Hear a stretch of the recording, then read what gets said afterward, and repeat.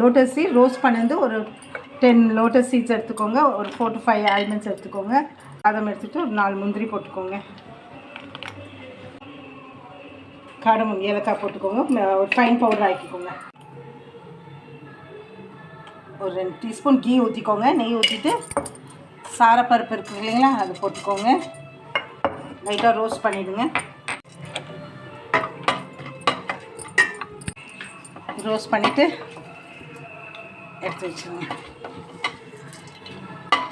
நெய்யில் வந்து நம்ம பவுட்ரு பண்ணி வச்சுருக்கோம் இல்லைங்களா, அது சும்மா ஒரு டாஸ் பண்ணிவிடுங்க.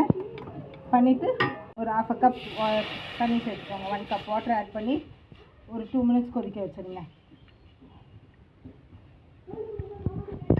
கொதிச்சதும் 2 கப் சர்க்கரை ஆட் பண்ணிக்கோங்க.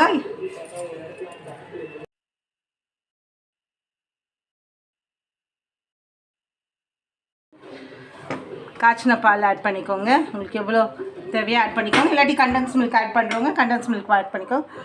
ரோஸ்டட் லோட்டஸ் சீட்ஸ்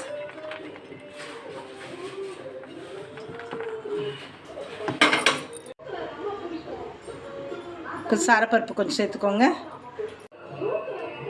இப்போ இந்த குங்குமப்பூ சாஃப்ரான் இருக்குது, அது 2 போட்டுக்கோங்க. அவ்வளோதான், பாயாசம் ரெடி ஆகிடுது.